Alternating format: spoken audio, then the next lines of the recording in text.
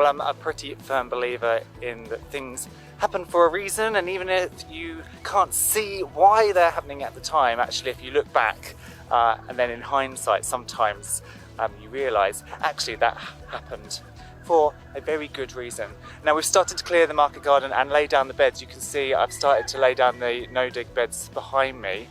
However, I never got around to clearing all of this grass. So I meant to clear the grass, I meant to scythe it all down and then start to cover it. And I just ran out of time. So basically this grass is now just turned into standing hay. So we need to start cutting some.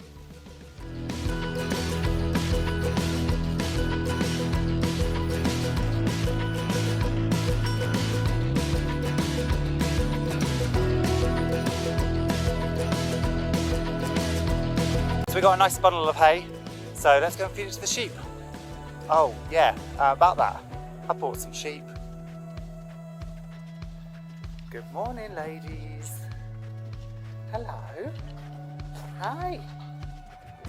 You okay this morning? I got you some hay.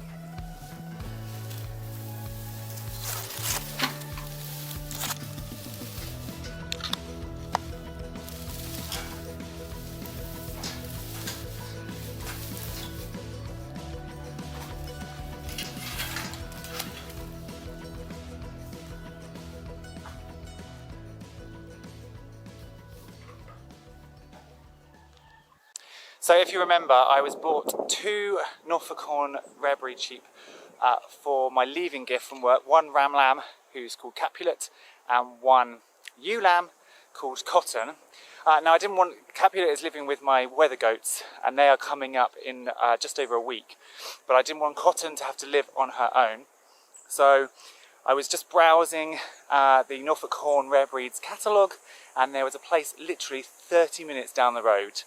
So I went to look at their ewe lambs, so they were born this February, fell in love instantly of course, and bought 2 more so they can be friends with Cotton and she won't have to live alone.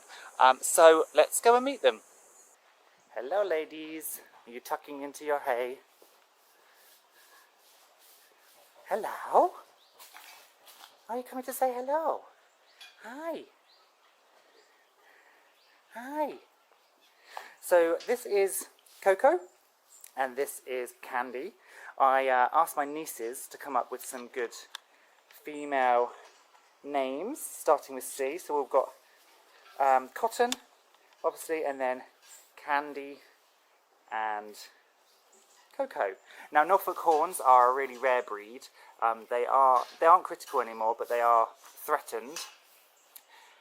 They should have this beautiful white fleece, but they're born mottled, which is why Coco has got some brown in her, but she will grow out of it. When she's first sheared and she sheds this fleece, she should then become beautifully white.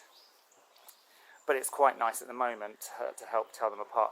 Cotton is really, really friendly. Candy not so much. And also when we first got Cotton, Cotton was calling a lot, and I kind of had an inclination that she might have been a twin. Because she's just been split with her sister, I suppose.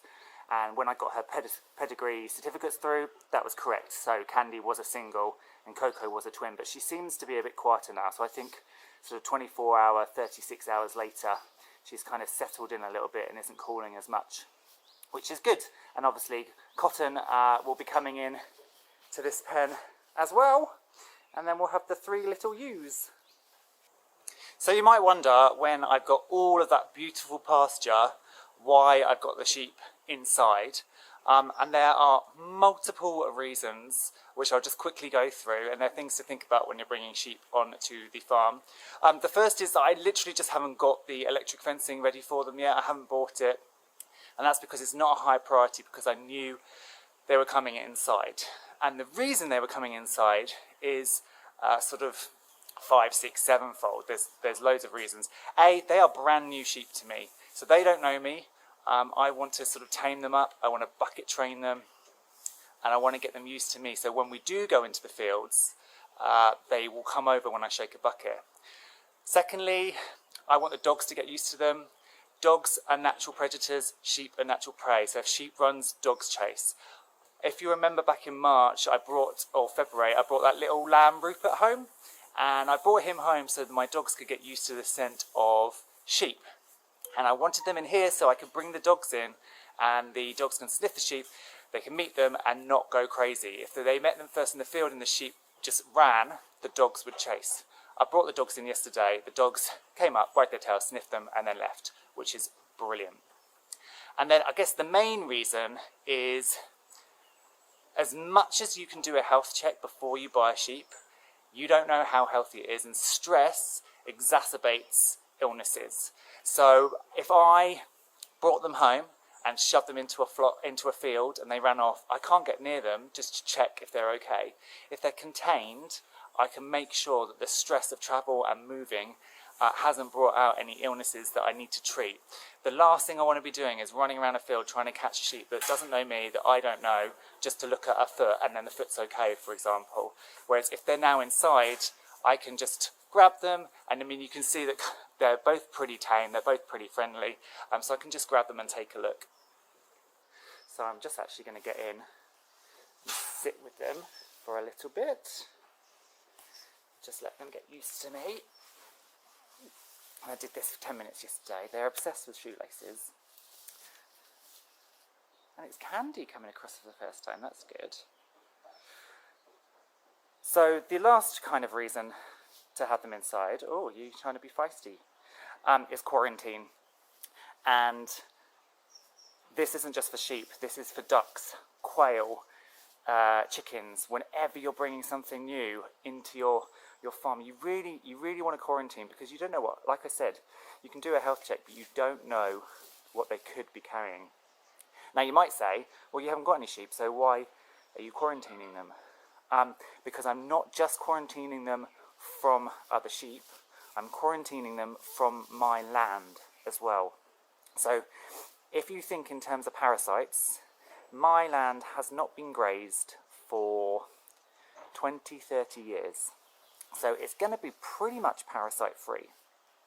The last thing I want to do is bring sheep in that are loaded with fluke and worms, and then they go out to pasture and they start shedding all of those directly into the soil, because I'm contaminating my land. So these guys were fluked and wormed the day that I bought them, which was Wednesday. But you also need to understand the life cycle of worms. So as soon as you fluke or you worm an animal, the adults go, eek, we're about to die, and they shed all their eggs. So for the next 24 to 48 hours, the adults might be dying. And what are you doing? You're getting so close. That's good. The adults might be dying, but they're going to shed all of their eggs. So actually, you worm your sheep, you think, oh great, they're wormed, and then you move them onto pasture, and that's the most risky time, because that's the time when all the eggs are coming out. So actually now, all the eggs are falling into this straw, and then I can straw this out in a few days' time, and this can be all shoved on a muck heap where it's not going to contaminate any pasture, and then I know that actually their worm count's going to be low. Before they go out, I'm going to do an FEC, so it's a fecal egg count, and we're going to check for the parasite load in them. Hopefully it'll be super low, because they have been wormed and vaccinated, and then obviously, as I said, just before I got them, they were wormed. I also want to bring cotton in, and I want to get cotton used to them, and form a little trio flock, and I want to worm and fluke her as well. So that's kind of your other thing you need to think about. Not just quarantining the animals from other animals, but quarantining the animals from your land so you don't contaminate it. Because that's going to mean that in the future, I have to worm these less, which means it's going to cost me less, it's better for the animal, and also I don't have to put chemicals, which is the wormer, into my pasture.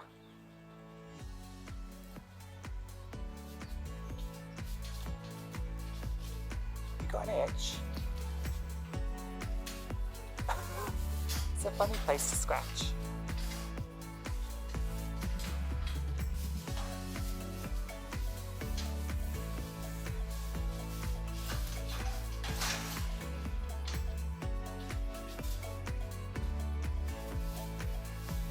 Well, that was silly, wasn't it?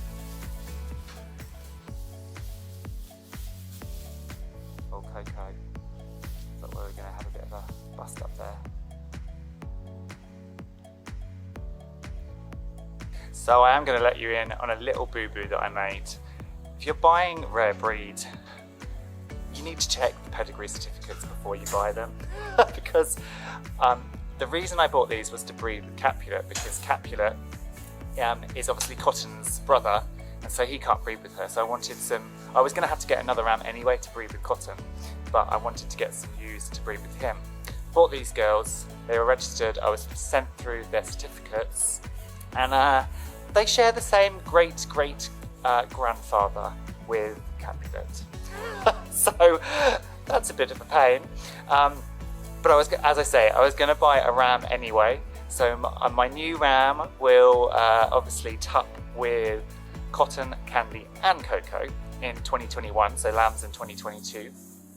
And I will buy some more ewes from a different place that I can tup with Capulet. So I guess, I mean, again, everything happens for a reason. Hindsight, I get more sheep. Have a little sit down. You're so pretty.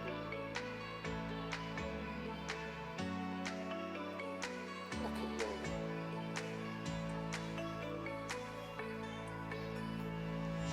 So there we have it. I have sheep. I feel like I have leveled up in my farming game. I've looked after sheep for many years, but these are the first ones that I've had on my land, continuing kind of my grandfather's legacy, because he was a sheep farmer. I'm going to do some more in-depth sheep videos in the future, kind of a 101 to buying sheep and what to look for and what to do when you move them home, and then also kind of a health check thing. So again, when you're buying sheep, what to look for, but just in your general flock, how to health check a sheep and go through and do their feet, eyes, mouth, etc. I can't believe I've got sheep, I'm so excited. Thank you for watching. As always, if you've enjoyed the video, please hit that thumbs up button and consider subscribing. If you're on Facebook, come across and join us at Brimwood Farm's community group. But for now, I think I'm going to go and sit with my sheep for a little bit more. I'll see you soon. Bye bye.